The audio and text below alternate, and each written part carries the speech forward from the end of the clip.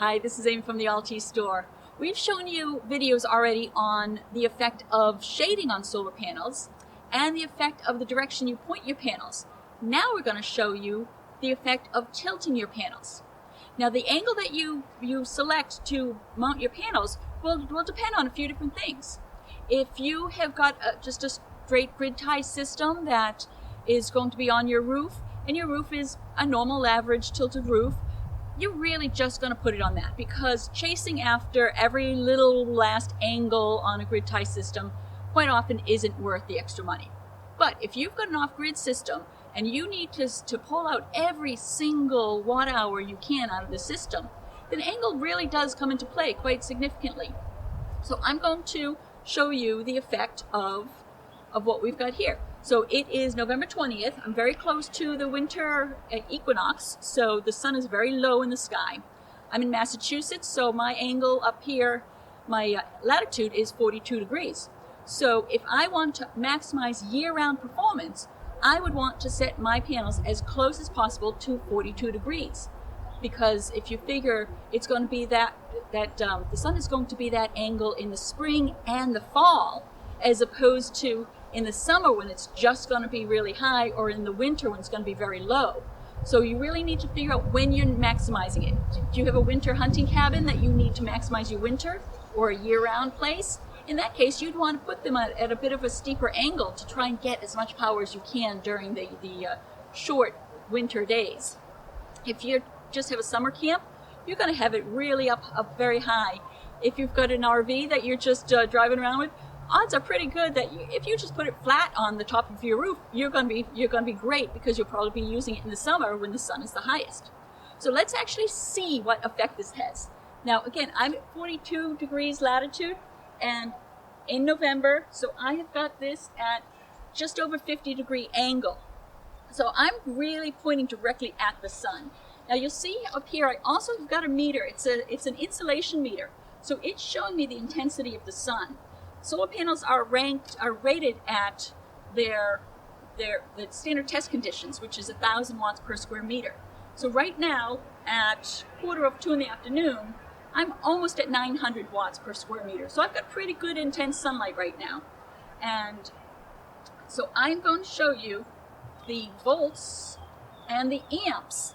So my volts right now is 19.8 volts, and my amps is 0.41 amps.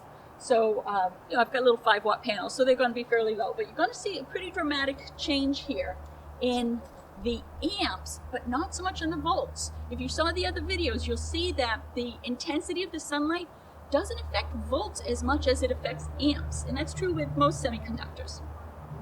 So I'm going to change my angle here. So I've got it at 35 degrees now. My insulation has dropped down to 7.12.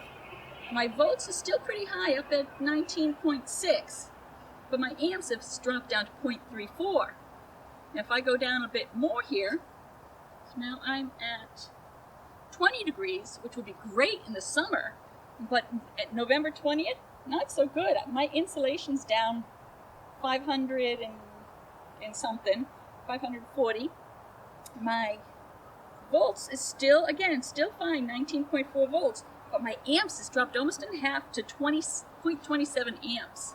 If I drop down even further,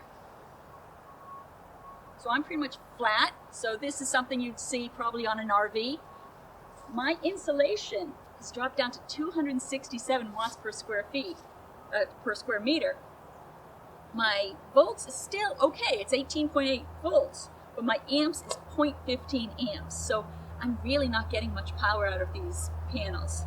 So you really can see that the angle that you tilt them does matter. So if you've got an off-grid system, you might want to do something that you can have them adjustable angles, so that you can have it so that in the winter you're going to have them pretty steep, and in the summer you're going to have them pretty shallow. Now, again, if you've got a grid-tied system, quite often isn't worth it, because the year-round average is going to average out to be all right. But if you have got an off-grid system where you really need to keep those batteries charged up in the winter, having an adjustable system is a great idea. We can actually combine a couple of the demos that we did, and if you have a tracking system a dual axis tracking system that will actually follow the sun during the day and change its angle throughout the year. That gives you the best of both worlds. So that will really greatly increase your output, but it does add a lot of expense and mechanical capabilities to your system. So it's something you need to really kind of take a look at. Does it make sense chasing after every little bit?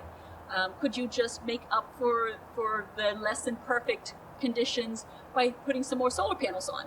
So it's a bit of a balance, and so I hope that this helped you understand what Angle does. If you like this, give us a like and a share, and subscribe to our channel so we'll notify you of more videos coming out. And go to our website, altiusstore.com, where we've been making renewable doable since 1999.